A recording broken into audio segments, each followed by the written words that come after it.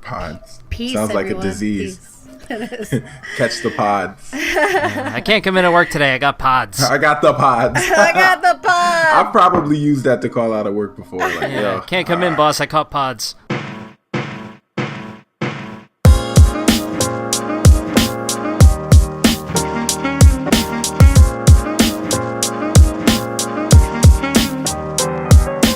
Welcome to Maker's Hustle, the podcast about turning your passion into a profession. This is episode 22 for Monday, December 12th, 2016. I'm your host, Bill Lavolsi, and here are my co-hosts, Amy Davis-Roth. Hey, Amy. Hey, hey, hey, hey. And Jeffrey Moore. Hey, Jeff. Hey, hey, hey, hey. Nice to see you guys again. Music's back. Good to see you too. Happy to be here. Happy to be home. Happy to be alive. Happy to be alive. Yeah, alive is good. I want to take a moment to thank everybody on Patreon, but especially our top supporters, Luis Gonzalez and Ryan Ahoro, plus new supporter Aaron Willett. So thank you all very much. Thanks, guys. I got a new supposed to do a punchline. giveaway? Oh, sorry. How about this? How about this for another new punchline? Another day, another hustle. I just thought of that. Oh, that's What do you great. guys think? Let's all file right. that one. Let's put that on the shelf. We can We'll come back to that later. We'll come back to that. If you would like to support the show, check us out at patreon.com/makershustle. You think we're going to give something away?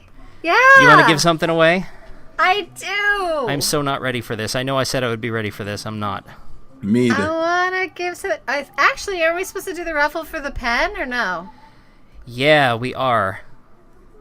I really wanted to be ready for that. Do you want to wait one more week Yes, for that? one more Yes, week. let's wait another week. All right, so this is your absolute 100% last chance to get in on the raffle if you want.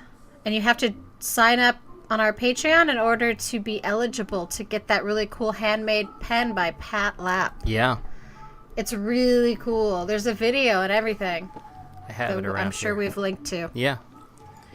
It writes by itself. It writes upside down in space by itself. By itself. It doesn't do any of those things. It does measurements for you. Also not true. So what's everybody It will working cut on this through week? metal. Stop talking. Talk about something else. So many people have tried to get me to stop talking, Bill. Yeah, and you think it you're doesn't going to work. be the one to do It it? doesn't work. All right. Good luck with that, Well, why don't you talk buddy. about something else instead? What are you working on this week? Me? Yeah, you. Oh, man. What am I working on this week? Okay, it's the holidays, so I'm literally out of my mind. I don't know. I'm painting a bunch of dragonflies and a bunch of other custom orders I'm working on. Null sets, which is like this zero with a slash through it, represents nothing. I'm making a bunch of necklaces for someone for a custom order for that. I just got back from like the coolest event I think I've ever done, which is the cell biology conference that took place in San Francisco. I was gone for 5 days, and it was amazing. I was a group of, I think, 6 artists that were invited to this event, and it was all scientists. So it was like 6,000 scientists from across the world gathered and presented their research, and there was all these grad students presenting the stuff that they were working on, and I was just surrounded by so much cool science and so many amazing people, like from everywhere in the world. So many people came up to my booth and didn't even speak English, but we had this like bond, which was science, because they understood the stuff that was on my necklace and all my prints, and I did really well. It was also like one of the most financially successful events I've done in a really long time. I'm super, super happy. I had so much fun. I loved it. And now I'm back, and the house is a mess, and my studio's a mess, and I have an actual in real life surly-ramics half off sale happening at my studio on Sunday, and oh my gosh, my place is such a wreck. I have 48 hours to clean everything up and get it ready. But yeah, I'm doing that. So I'm busy, but I'm happy. It's the holidays. Everything's great. Yay! Yay! Yeah. That really hurt. That took a lot out of my throat. Yay! So this week was very simple. I did a workshop on Tuesday, went into a public school and did a workshop for some 6th and 7th graders. Did 2 workshops, one for the 6th grade, one for the 7th grade. And just like every other time, the kids, their attention span is so short, but it's so cute.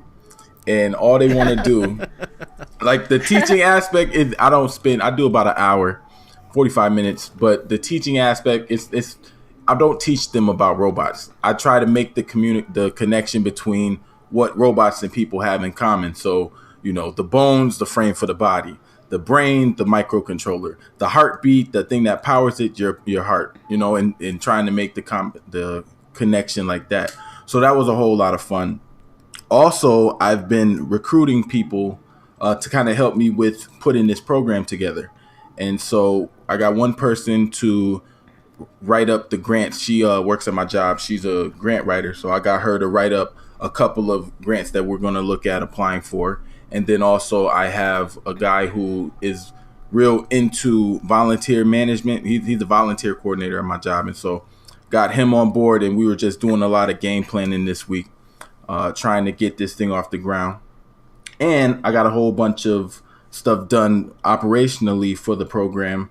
Got the website done. I'm happy with that. I didn't launch it yet. I also have the pamphlet done. I got to go to Staples and get that printed. I'll probably knock that out next week. And then I put together a fact sheet. So I was doing a lot of research on, just diversity in technology, diversity in STEM education numbers. So it was a very, very productive week for me, which is going to be good to talk about progress when we talk about it a little bit later. Yeah. You always spoil the topic, man. Every single week. I'm sorry. I want to mention to our listeners that the music is coming from Jeff's neighborhood. There is nothing we can do about it, so just enjoy it. Very vibrant community. Yeah. There's music in this episode. You know what? Enjoy it, because there it is. It's the holidays in NYC, baby. All right. Welcome to the Bronx. Get a little taste of the Bronx. Yeah. What did I do this week? I started decorating for Christmas. Christmas is kind of a weird time for me because this is the time of year that I got fired. So it's kind of like mixed feelings going on. So I'm decorating, but I'm also kind of in a bit of a slump. So I've been trying to just stay busy to kind of power through it, I guess. So I got a video out this week. I did a Maker's Hustle light box. I etched a piece of glass with our logo, and I did a really nice video that I'm really proud of, so I'll have a link to that. I'm proud of it too. Yeah. Yeah, Jeff was really reduced cool. to one-word answers. He was like, Bill, that video was so sexy. Just one word on a line all the way down. It is. I'm not going to lie. I was watching that video, too much information, but I was watching it on the toilet, and I was screaming in the bathroom like, oh, this is so cool. It was very well done. And I liked how every time the beat would switch up, you were like, I was like, oh. Good timing. I was like, Bill is doing the bang-up job. I managed to get that out, and I've actually already started on the next video, which is when Pat Lapp sent me the Maker's Hustle pen. He also sent me a kit to make another pen. Here's the problem. I don't have a lathe, so I don't have a way to make the pen.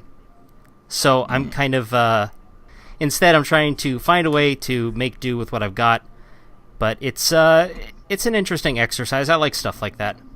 It's okay. The right way to do this is not available. You got to figure something else out. So Yep. And just after having a conversation with some of my friends, I've decided that I really need to get back to doing one video per week, because that's that kind of consistency really helps your channel grow. And I've noticed that because I've had actually one video per week for like the last 3 or 4 weeks now, and it's actually noticeably picking up traffic. So that's a good thing. And then I've been, trying to spend some more time writing, although writing, especially with the book, is kind of weird for me because I will do this thing where I don't write anything for 2 weeks, and then I'll sit down and knock out 3 chapters in like a night. Because sometimes you need time to just think it over. I don't know. It's weird. Yeah. The process is weird. I don't know if everybody does it like this or if I'm just an alien, but it's one of those. I think it varies person to person. It's really good to get yourself on a schedule, though. I've heard this from a lot of other authors. Put yourself on a schedule. At first, it's going to be really difficult, but force yourself to sit down and write for like certain time periods. Like when it could be maybe you're a morning person, maybe you're a night person, but whenever it is, like sit down and force yourself to write, and then you'll just get in the habit of doing it. Yeah. I have to pick days to write, so I'll probably pick one day out of the week. And as I'm writing, when I feel myself either getting anxiety or I feel myself hitting that roadblock, I got to get up. So I don't take like a couple days off, couple weeks off. I take a couple of minutes off, maybe an hour. I might take a nap, but taking that break is important, because if you just keep pounding away at it, you're not going to get too much on the paper. So however long the break has to be, whatever you're comfortable with, get yourself on a schedule and just do it. Yeah. Yep. So something I wanted to mention last time, I actually forgot about this last week, but I am now putting all of the episodes on YouTube, in addition to putting them out on SoundCloud and iTunes and Google Play and all that good stuff. So I made the full video of the episode available on YouTube. And some people get to see our pretty faces. Yeah. That's why I went and got a haircut. I'm going to have haircuts from now That's why I wore pants today. That's why I did not clean up my studio yet. Nice. All right. Glad to see we're all on the same page. Yeah, we're all on the same page. I will say it's the same show whether you listen or watch, so don't feel like you're missing out if you pick one over the other. Just, I know some people like to, sit down and do the YouTube thing, and if that's you, it's just another option available, so check it out. We love you all the same. Oh, I also want to say congratulations, and it looks like everybody had a great time in Boston for the Making It 100th episode. That's Jimmy DiResta, Bob Claggett, David Picciuto, their podcast. They just hit episode 100, and they invited a whole bunch of other podcasts to Converse World headquarters in Boston. And they all did a live show. Like, each podcast did a live show, and there were like 200-something people there, and it looked really cool. Have fun. Yeah. And it looked like everybody had a good time, and even though, and even though we weren't there, Amy had you had your cell biology thing on the books since forever, and it wasn't in the cards. I've already taken 2 or 3 trips this year. It doesn't mean that the stars didn't line up in some other way and allow us to do something productive somewhere else. So yeah. All right, so I'm going to introduce the topic for the week because it's very personally significant for me. Okay. We had a different topic planned, but at the last minute I switched it up because I almost forgot that December 4th, 2015 was the first time I uploaded a video to YouTube. Okay, so it's been a little over a year. In fact, when this one comes out, I went full-time the day that I got fired, which was December 15th. So this will come out just a few days before the anniversary of my going full-time. And I kind of took a moment to step back and see where I was then and where I am now, and it made me think about the concept of progress and patience and how they're interrelated, and just how you can judge where you are based on where you've been. Well, you should start off. Okay. So, right. Yeah. I went back and looked at my first video ever, and it's terrible. Yeah, it's so bad. That. Yeah. It's you can do that on surly-ramics. You can go on my Etsy page, and you can go back to the very beginning of my sales history and find the first thing I sold. It's ugly. Yeah. The first video I made was almost 13 minutes long. I made a tape dispenser out of wood, and let's see, there were 3 different songs because it was too long for one song, so I just kept adding more music because I had to fill the silence somehow. And so, yeah. Whoa. That should have been a sign right there. Yeah, right? I know. In fact, at one point, I actually have a title that pops up. I'm sanding something, and I have the words pop up, sanding is boring, and now I look at it and go, then why didn't you cut it, stupid? But the true test of patience for this episode is if you can go back and sit through Bill's entire video. No, don't do that to anyone. I can't do it, so. Is it still up? Yeah, it's still up. Oh yeah, I gotta check that out. I don't pull down my mistakes. I leave them there for everybody to see. Yeah, it's history. Yeah, but I mean, since then, I've got 44 videos up. 16 of those are projects. I have a little over 1,800 subscribers and about 75,000 views on my channel, which is nuts. Still no money, but it's just. So, are we talking about progress?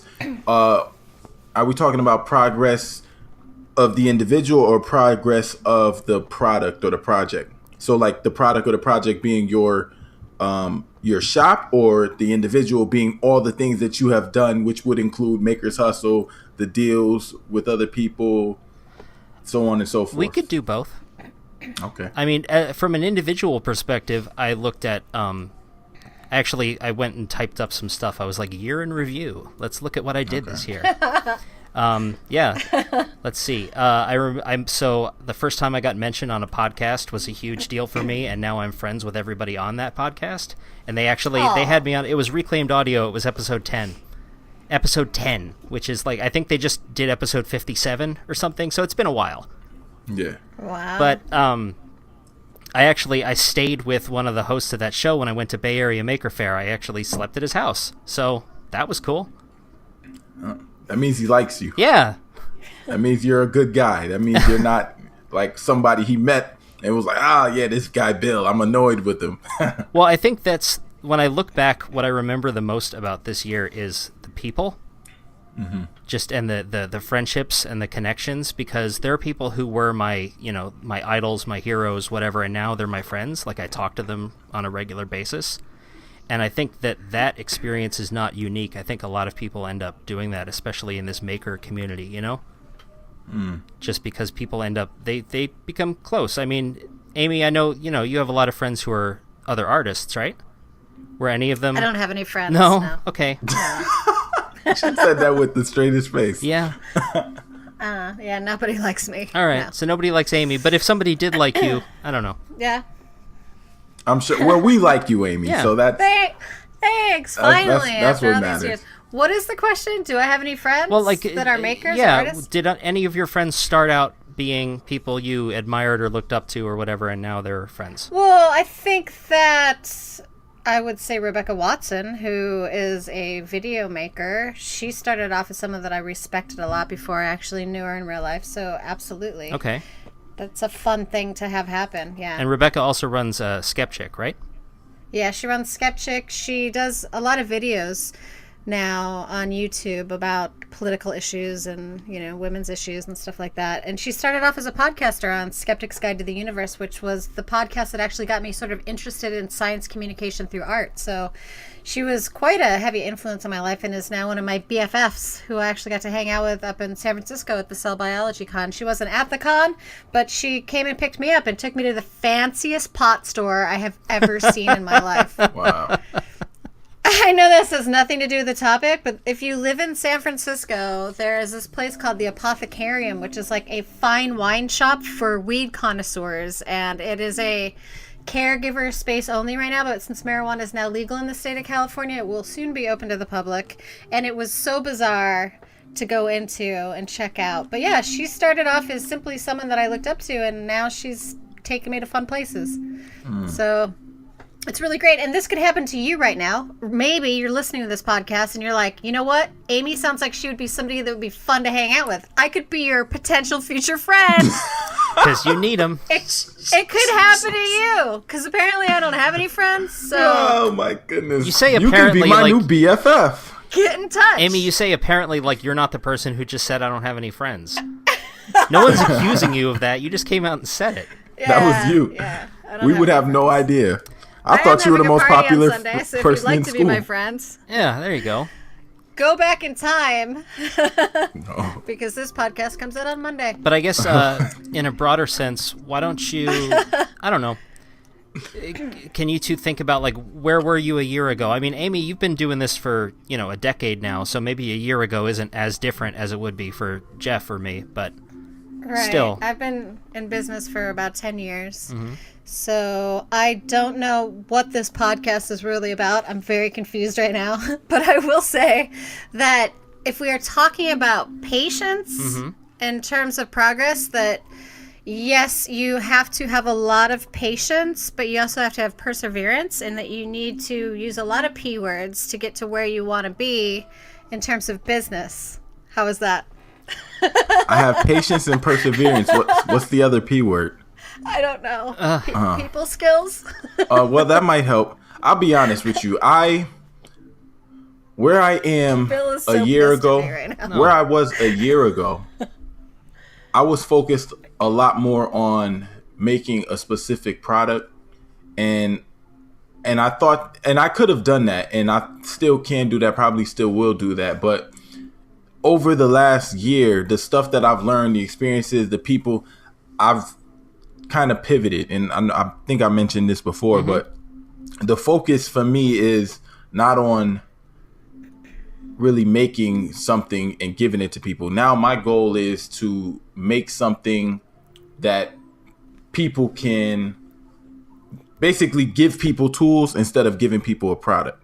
And by giving people tools, it's going to help them to make whatever they want. And I think that to me is more important. So actually where I am now today is more fulfilling than where I was a year ago, because a year ago I was beating myself up to make something that was perfect. And obviously it wasn't going to be perfect, but I'm a perfectionist in my mind, even though nothing I make is perfect.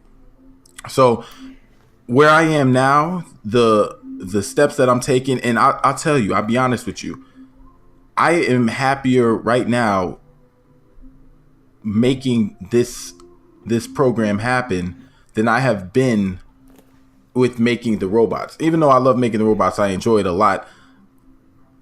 I've gone and met with a couple of different venues, a couple of different like after school programs, a couple of different community centers, and the excitement that these people have when I say, listen, I want to bring this program to your school. People say, how can we make this happen?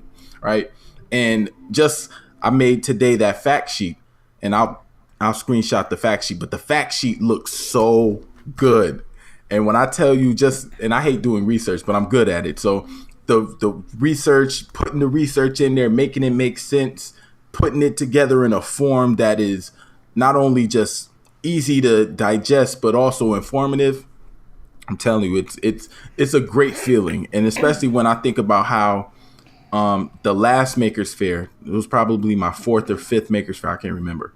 But just when I think about the fact that I've done 4 of them already before that, and I noticed that there wasn't a lot of black kids there, but it didn't bother me as much as the last one did, especially because the last one was in New York City, and that's my not hometown because I'm not from New York originally, but where I stay, the community that I can directly affect. I was so worried about doing something real big when I could be impacting people on an individual level. And that to me has made me more excited about where I'm at today than where I was a year ago. Even though I was pretty excited last year, I was just excited about something different. Yeah.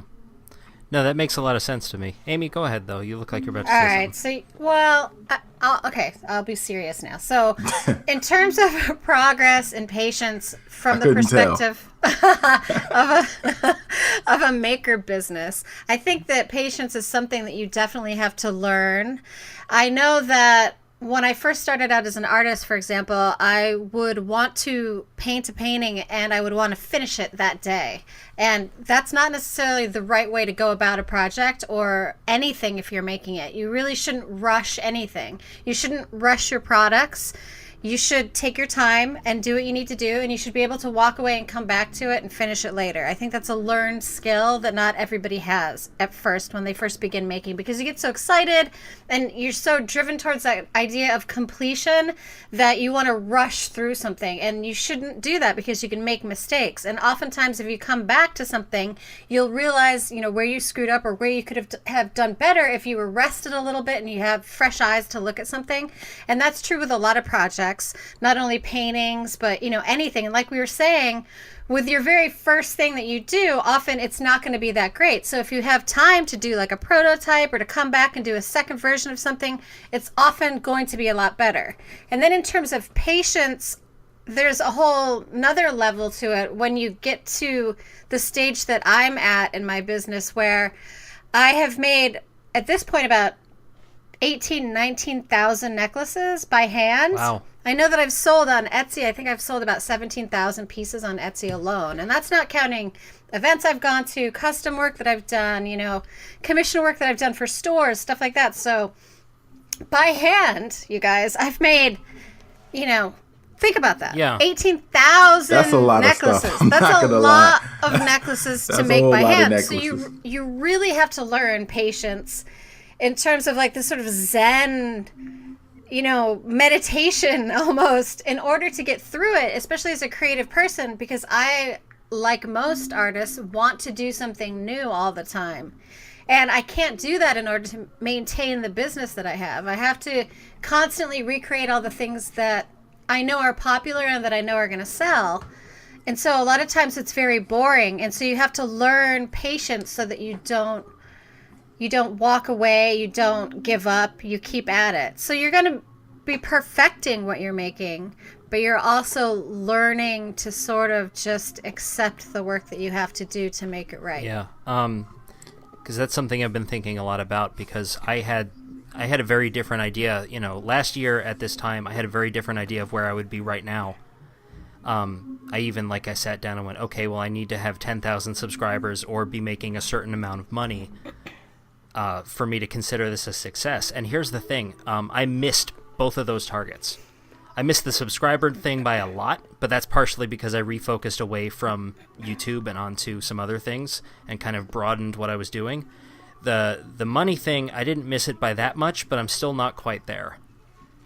But if anything, the fact that it has been, my business, I keep wanting to throw air quotes around it. I got to stop myself from doing that. My business has been growing, but at some point you just have to kind of sit back and let it grow.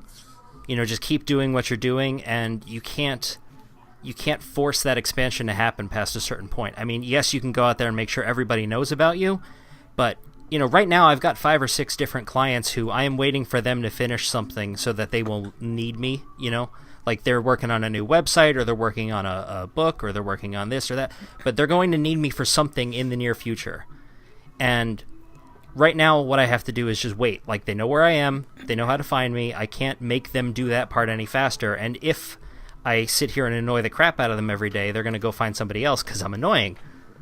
So that growth is coming, but at some point I kind of have to sit back and go, okay, you know what? You've done all the things that you were supposed to do. It'll happen or it won't, but it's out of your hands now. Just take a step back. So remember how I told you I'm good at research? Yeah. I'm gonna help you out here. Okay. So according to the Small Business Administration, over 50% of small businesses fail in the first year. Yeah. If I'm not mistaken, you've made it a year, right? Yep. All right, so that's not you. All right. And then the next statistic is that 95% of businesses fail within the first 5 years. So we got 1 down, 4 more to go. As long as we make it within the next 4 years, you, sir, will be a success. I think that we do something different. So I'm a behavior specialist. Okay. For my day job, I teach trauma, and I teach how to deal with people in a trauma-informed way, how to deal with people who are in crisis. So this is what my profession is. And one of the big things that we fail to, one of the main reasons why people are not effective in their job, and when I say their job, I'm talking about people who have to deal with other people in a trauma-informed way and deal with crisis, is they don't use positive reinforcement enough. So behavior, we're about to get into some real technical stuff. I love doing this. Behavior is reinforcement based. It's needs based, right? It's a skill. People get good at the behavior, right? Mm-hmm. And in order for somebody to do something different, you have to teach them an alternative skill. And in order for them to learn that skill, they have to practice it, and it has to be reinforced, right? But a lot of times, because we as humans are always focused on what other people are doing wrong and yada, yada, yada, we fail to acknowledge the small incremental changes that people make, right? And it's those small things that we miss that prevents us from having the big changes, because you have to build on those small changes. You have to take those, encourage them, promote them. And those are the things that lead to the big changes. If we acknowledge the little things, then the big things would happen. But because we ignore the little things, the big things never happen.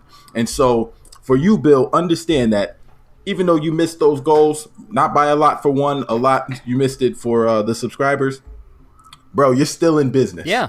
And you're growing. Well, that's the thing. The is, way that no, go on. Well, I think that. Let me form a sentence, and then I'll start talking. I think if I went back in time and told, me a year ago that this was going to happen, he would be upset. I'm actually pretty happy with what I've done. I feel like I've succeeded. I feel like I've actually succeeded more than I could have imagined, because while I don't have a wildly successful YouTube channel or whatever, I do have all these other side businesses going that I hadn't even thought of. Things that it turns out I didn't know I was good at them. I didn't know I had a talent for them, and I didn't know that anybody needed that thing. And so now I'm doing all. It's kind of like you. I mean, you were making robots. You were making a robot. Like I'm going to make this robot and this robot and this robot. And now, Hey, hold up. Yep. Before you. So check this out. Okay. Check this out. I've been making robots. 4 years. I've probably spent, I don't know, maybe like $15,000. $15,000 I got between services that I've paid other people for, right? Laser cutting, 3D printing, right? Tools that I've purchased, parts that I have. I have a warehouse. It's not a warehouse, but I can fill a warehouse with the parts that I have. All right. And I haven't made $1 off of robotics. I look at robotics as the way that I approach my robotics is more like a research instrument, a research tool, as opposed to, a product. But I've spent so much money. I haven't made $1 on robots. I've made money in other aspects of business. I've made money in the podcast. I've made money on doing workshops. I've made money on teaching people how to make robots, right? But I haven't made money off the thing that I initially set out to do. Yeah. Right. And it's up until last year, I was under the gun. Like I felt pressure to finish this. And then I came up with something that I enjoyed a little bit more. Not more, but you get what I'm saying. And so even now I'm like, well, if I don't make any money in this actual robot, it's okay. I'll figure out how to make money in the other things too. Like, it's so funny though. I have yet to make money off of this robot. Well, no, I'm right there with you. I think I've made total off of YouTube. I think I've made about $100. Okay. Over the year. Which is, I know. Man, listen, that sounds good to me. I'll take that. Well, here's the thing. YouTube doesn't even pay out until you get $100 in there. So I'm still waiting on that first check. Any minute now. But the point is that YouTube got me into the community, and the community was a springboard to go into Maker Faire. And from Maker Faire, I met all these people.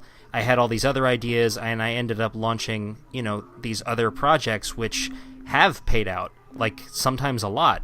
I mean, I remember a few months ago was the first time that I actually paid the rent with money that I made freelancing, and I was so proud of myself at that moment. And, so whenever I'm getting down on myself about like, I need to do more or make more progress, I think back on that and I go, you know what? If you pay the bills by doing something, that makes you a professional, and nobody can tell you otherwise, If you earn any money at all, that makes you a professional, technically. If you're getting paid to do art or through making, then you're a professional. Yeah. Technically. Yeah. But I think the hard part is just people, you'll have this great idea and then you want it now. And I mean, this happens to me all the time. As soon as I have a new idea, I want to immediately drop what I'm doing and go explore it. I don't know. Does this happen to you? Yeah, you can't do that, though. That's what I was saying earlier. Like, you have to create a schedule for yourself so that if you're looking at being a maker as a business, you have to treat it as such. And therefore, you have to spend like an 8-hour day at least working on your business. And then if you want to try some new creative thing, you have to do it on your off time, just like you would do it if you're working in another space. If you're working for a company and you're making on the side, you got to go do your 8 hours or your 12 hours, depending on what kind of business it is, doing that, and then you do that fun creative thing on the side. And it's a really hard lesson to learn, but it's something that I've had to teach myself. And I've mentioned this a million times on this podcast. I work during the day on surly-ramics stuff. Like, my hands right now are covered in glaze, and there's glaze all over my pants because I spent my day painting and underglazing stuff. And then for fun, now that, I got to clean up and get ready for my party this weekend, but for fun in the evenings, what do? I draw, because to me, that's where I get to be creative and come up with new ideas. Yeah. So, I mean, you just got to learn to compartmentalize the different aspects of the things that you do, and you have to really seriously treat it like a business if you want to be able to make money at it long term. Like, there's so many little piddly awful things that I have to do. Like, I can't stand making the cords for my necklaces. There's all these little things that have to get done in order to run a business that you have to just learn to accept. You have to be patient. You have to do those things if you want to, become something bigger or better, or even sustainable, really. So you just got to bite the bullet. Yeah. Buddy. Be creative on your off time. And hope the bullet don't go through your teeth and shoot you through the back of your Yeah, that's Yeah, that's the lesson there. That's the lesson in that. Oh, That's the lesson. No, but I think, again, going back to the small steps, as long as you're not working backwards, right? If you start working backwards, then you have something to be worried about. I think we put a lot of unrealistic expectations on ourselves. Oh, yeah. Especially when what you like. I'm a dreamer, right? I don't. Nothing that I do is based on reality. Everything that I do is based on how I wish the world would be, right? And so I constantly work towards that, right? Because if I don't work towards that type of goal, then I'm settling for something less, and I don't like to settle. But as long as I'm taking steps in the right direction, I think that is progress. Yeah. And I don't try to quantify the progress. A lot of times I put deadlines on myself, but the deadlines are just to make sure that I don't forget about something, and I put them up on the whiteboard, and as I get things done, I mark it off. And what I should do is really, and this is one thing that I thought about doing, and I started to, but I forgot. But I would write things on my whiteboard, and as I would finish them, I would write them in a notebook. And I have like 4 pages worth of things that I actually got done, but somehow I got away from that, because that was a way to kind of quantify how much stuff I've actually gotten done over a certain amount of time period. And that is something that I should probably go back to. You guys, there's this thing, it's called Siri, and oh my goodness, like on your phone, you can tell it what you need to get done, and then you can go back and you can look at completed tasks. Just putting it out there. It's 2016, fellas. You don't need a whiteboard. The whiteboard looks so great though, because then you could do it in different colors. I like to draw little boxes next to it so I can check it off, and then when I finally see that my whole board is I have a magnetic board that I like to stick things on over there. Yeah, see, you know what it's like. It's nothing like, and then half the time I can't read my own writing. And so if I'm looking at it, I'm like, yo, I don't know what that means. I just skip it and go on to the next thing. But as long as you're taking steps, again, as long as you're not working backwards, you're taking steps in the right direction. That progress is something to acknowledge and something to encourage, something to congratulate. And we're humans. We make mistakes. We mess up. Get back up. I'm sounding like a workout video. Get back up. Dust yourself off. Yeah. And just keep working, because I'm gonna be honest with you, Bill. When you first said, "Hey, let's do it," and this is just specifically about the podcast. When you just said, "Hey, let's do a podcast," and that was like 6 months ago now, 7 months ago. I don't remember. It was a while. First ago. one was in July, but we talked about it in June. Okay, so it was a while ago, super long time ago. I'm gonna be honest with you. I never listened to a podcast before. Huh. Never listened to a podcast. I watch YouTube all the time. Yeah. And because I'm a visual guy, and it's because of you that I'm even into now. I look for podcasts. I see who else is doing the podcast, and now more and more people are getting on the podcast. So I think we got into it at a good time.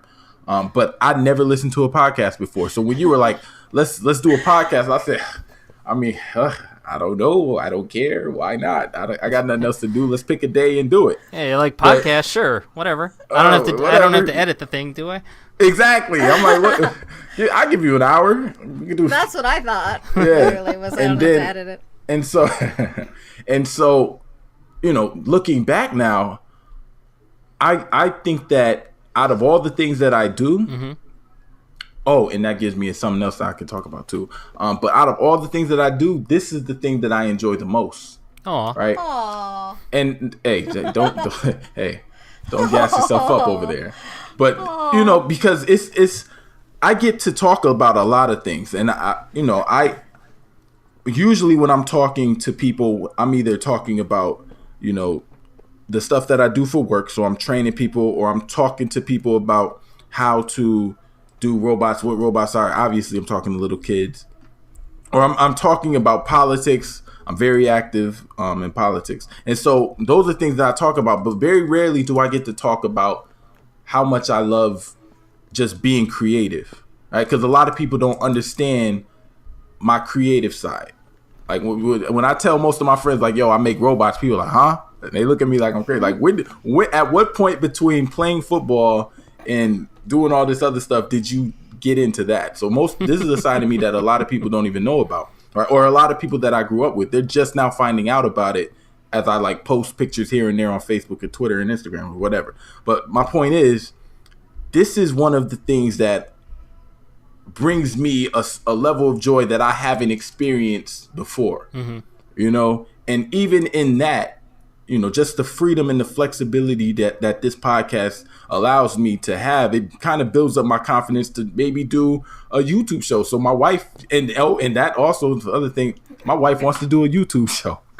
I'm like, babe, she's like, are we gonna act? I'm like, no, I'm not acting. But she wants to, you know what I'm saying? Like, and so even with the podcast, that's encouraged my wife to want to get into, you know, different things. Yeah. So the progress, and that to me, it's like progress to me is less about how sustainable the thing is. It's as long as I'm doing something new, I'm always doing something new. I don't want to get stale. I don't want to get old. I mean, I'm going to have to get old. I don't want to get old, but I don't want to be irrelevant. I don't want to be just somebody who's okay with, you know, waking up every day is the same. I want to be able to be impactful. And as long as I'm taking steps towards being impactful, like we say all the time, like being a maker, we're probably never going to make $1 trillion, right? My goal is to make $1 trillion, but if I don't, it's okay. I'll figure something else out, right? Maybe 1 million. But money isn't the thing that drives us. Right. And so when I think about progress and how far somebody's coming, I don't quantify that based on how much money I've made. And this is just a personal thing. But what I do quantify it and how I know that I've made progress, and this is over a longer period of time, over 4 years, on my website, I had to make an About Me page for myself. And I looked at it, and it's hard to write about yourself. I think we mentioned this before too. Yeah. But I looked at and mind you, I went on both of your pages to see how to write an About Me page. Like I was trying to figure out a style. And Bill's like, hi, I'm Bill. I'm a writer. And then Amy, you were talking more in like third person. So I was trying to figure out which one to do it in. I didn't feel comfortable in either. So I just kept typing or whatever. And so when I finished... Have you learned nothing? I didn't. But when I finished my About Me page, I looked at it, and it is so sweet. I looked at it like, goodness, I didn't know I did all this. Nice. Like I have my different businesses, different investments, like, and it's very superficial. Very superficial. I felt disgusted with myself after writing about myself like that, but I looked at it like, goodness, I really do a lot. Yeah. And I'm happy at the work that I do. I'm extremely satisfied with the work that I do, where I am now. And I think that it only, as long as I continue to stay on this path, I'm going to be in a very good space. And this sounds very, again, I don't even like talking about myself right now, but you wouldn't believe it. You couldn't tell by the way that I'm doing. I'm gushing over myself, and I'm smiling too. I need to frown. Maybe if I frown, it won't seem as, but this is what it's about. This to me is what life is about. Yeah. Life is about progress.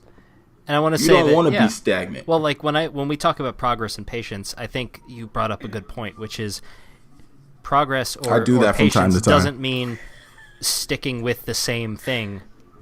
If you have another idea and it's better than the one that you've got now, then by all means pursue it. Now you might pursue it in your off time, like Amy says, okay, because it is important to maintain some consistency and don't leave people hanging, especially if they've come to expect things from you. But at the same time, if progress can mean phasing out one aspect of your business and phasing in a different one, it doesn't have to, you can be making progress by doing different things. It could feel like you're doing a different thing every month, but really you have to have You're the finding patience yourself. to be okay with the idea that you haven't found exactly what you want to be doing. Like, you haven't finalized, you know, you don't have the perfect idea of what your business is going to be or everything that it's going to encompass. And that is going to keep changing over time, especially when you're starting out. Or if you do have the perfect idea for your business, you have to have the patience to maintain that business over time. Yeah. So, it depends on where you're coming at it from. I mean, we're all coming at it from different aspects. So, Right. you know, I want to encourage the people that are making a product, and I met a couple people like that at the event that I was at, who are making very specific products, and they have to continue to make those same products because that's what their customer base has gotten used to seeing. Though you want to come out with new designs, like you're saying, so you can find freedom in continuity. Yeah. Ooh, that's a good one. You know. Freedom and continuity. I like that. Also, I want to just add this because, again, for some reason I'm in a research mood. I'm in a research mood. So we're talking about kind of bouncing around, changing things, and how that's okay. And we're talking about this from a maker perspective, but I want to first look at this from somebody who has a regular 9 to 5 job and they're not a maker. So today, the average person changes job 10 to 15 times with an average of 12 job changes during his or her career, right? So it's really human nature to not stay in one place, right? It's not just something that we In a as free makers economy. are doing.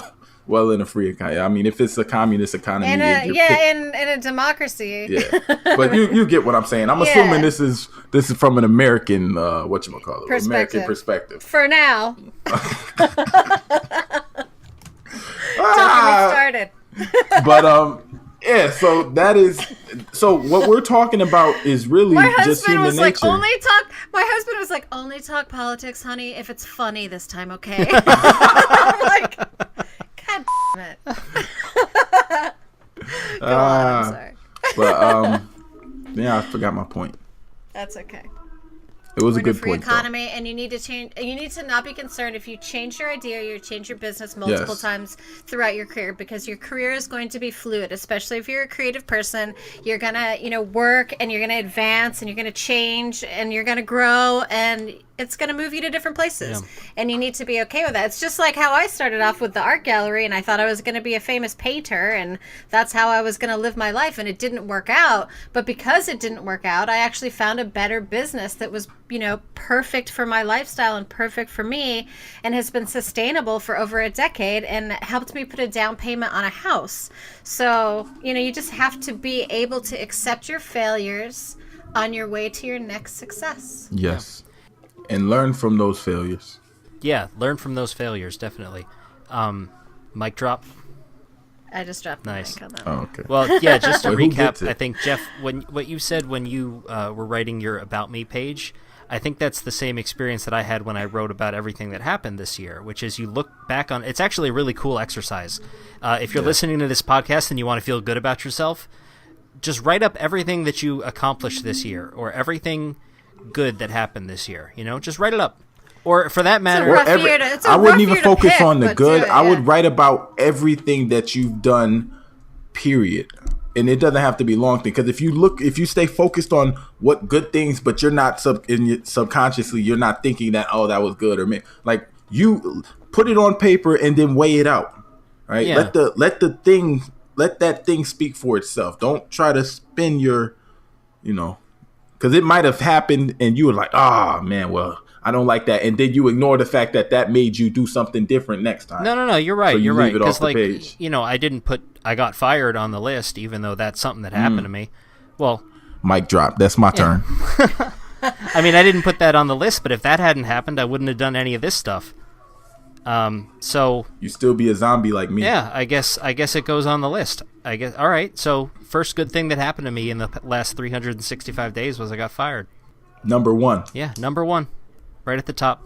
There's actually, if we want to play psychological games, there is a really great way to increase your overall feeling of happiness if every day you simply list 3 good things that happened, and it could be anything. It could be, I had a really great sandwich at lunch. It could be, in fact, they encourage that it be very simple things. You don't want to aim too high.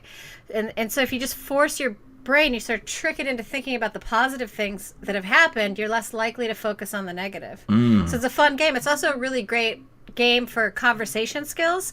I pride myself in my ability to get other people to talk, which is often why I will be quiet on this podcast. But you can go up to someone that you've just met and say, what's the best thing that happened to you today? And it's a really great way to get a conversation started. Oh, that's really cool. I like that. Well, I had a very good lasagna today. Yeah, you made that bomb looking lasagna. He was sending us pictures. Oh my god. Oh, he made lasagna and he's like, I built a lasagna. They're like, what? I wrote down all so the good. my shopping list now includes lasagna ingredients because I haven't made lasagna in years. Yes. Perfect time of year. You're just slacking. I know. So you want to do So good. recommendations? That feels like a good place to stop. Yeah, this has been a weird podcast. It has been a little weird, but it's been a weird year. So ran off on a tangent there, but I hope that it ended on a positive note. Yeah. And I'll pull it together in editing. It's fine. I encourage everybody to search for as much happiness as you can in this past year. It's been a rough one for many people for many different reasons, and we've lost a lot of brilliant musicians and famous people. And John Glenn just passed away today, the day that we're recording. So we've lost another hero from space. And so do what you can to sort of tease out the good things that have happened in 2016, and let's all hope for something better in 2017. And my recommendation in regards to something better is something that I've talked about before, which is my favorite app in the whole world, which is called Procreate, which is how I do all of my illustrations late at night when I'm winding down and I'm being creative, and I've got my iPad Pro and I'm sitting in my bed and I got my iPencil and I'm so happy, and I open up Procreate and it's all poof, new update. So it just updated, I think like 3 days ago, I don't know, but it's so much more amazing now. So this is the drawing app that I use.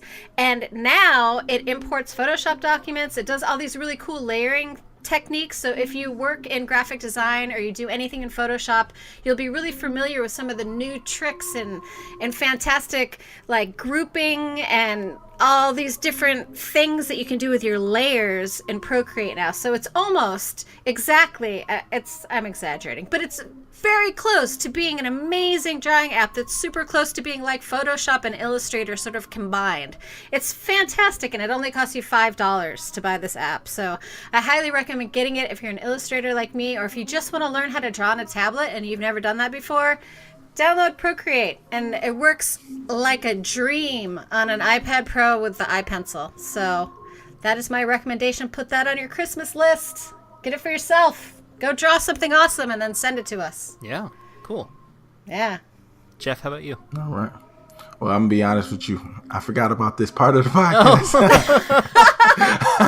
All right. But I will say the thing that's fresh on my mind and the thing that I've been thinking about all night. And it's a recommendation I've made before because the show is freaking awesome. But the show Mars on National Geographic, I just finally got caught up with all the episodes. When I tell you, it's funny because last night there was the last episode that I watched. It did have a like a romantic scene where one of the guys kissed the girl, and I'm thinking like, I didn't see that coming. For some reason, I thought this would be a completely science show with no human emotion at all. But hey, I guess that's part of TV. But other than that, this show is so awesome. I love the way that they bounce back and forth between 2016 and then 2033. The work that they put into just trying to get us to imagine what life would be like living on Mars and the journey that it would take, the type of things that have to be done. It's really a documentary. If you were to go into the future and do a documentary, that's what it would seem like. It doesn't seem like an actual TV show. And I think that is the reason why I like it. Not because it's an actual show, but because it seems to me like this could be real. And it doesn't seem like The Martian or something like that. So I recommend people going and see the show Mars. I forgot what it was called for a second. It's okay. The music was very distracting. Oh, okay. Well, that's good. Thank God for the music. So I I'm not always the YouTube recommendation. Well, okay, I'm always the YouTube recommendation guy. We need you to, but keep doing today it. I'm going to be the topical recommendation guy and the YouTube recommendation guy, because I'm sure you've seen this before, but there's an animation of a little like speech that Ira Glass gave about how when you're just getting started making things, you have good taste, but your abilities aren't there yet. So you get to a point where you make things and you know that they're not good. Yeah. But a lot of people stop there, and the important thing is that you push through it, because eventually you will improve to the point where you can make things that you think are good. So, hopefully, like when we were talking about my first video, I kind of knew there was something wrong with it. I just didn't know how to fix it, but I put it up anyway. Right. And now I'm finally getting to a point where I can make stuff that I'm proud of, and it took me a year to get there, But this podcast, I mean, I edit the show every week, and I'm always proud of my work, Aww. We're proud of it too. Yeah, so we are. I'll We're have a proud link of to you. that in the show notes, but it's just, if you are making things and you think they are not good, the important thing is to keep making things, because you will get better. All that means is that your taste is, at a terrible, more progressed. Your taste has progressed further than your abilities, but your abilities will get there if you give it some time. They'll catch up. Yeah. Definitely. So, before we leave, where can everybody find you? All right. You can find me. You can find me pretty much everywhere on the internet as @surly-amy. You can find my art on shirts and all kinds of cool stuff at redbubble.com, surly-amy.redbubble.com. You can find everything else, surly-ramics.com. It's a portal to everything that I do. Cool. All right. So I had a brilliant idea. Instead of coming up with a whole new name, how about I go and get a name that I already have? But since I can't put the underscore on Facebook, why don't I just switch up and make all of my links more 4 with the number 4? What do you guys think about that? Okay. That's good. That's easier. That makes it easy, right? Yeah. I just got to see if they're available. But as of today, if you're looking for me, and today is Monday, I can't remember what the date would be. You can find me at more_4 on Twitter and Instagram, and you can find me on Facebook at more4 with the F being the number 4. And you can find me at One Car Workshop on social media or at onecarworkshop.com. So that's it for this week. If you are listening to the show on iTunes, we would love it if you'd please take a moment to leave us a rating and tell us what you think. You can also find us on Twitter, Facebook, and Instagram at Makers Hustle. If you want to ask a question, give feedback, or suggest a show topic, you can contact us through social media or send an email to info@makershustlepodcast.com. Once again, thank you so much for listening to our rambling, weird, strange little podcast that we love so much. And while this show might be over, the hustle never stops. Ooh, that one, not doing that one again. See you next week, everybody. Bye, everyone. Thank you. Thanks for listening. Jeff, somebody dropped us a comment that said, "Everything else is just a toy."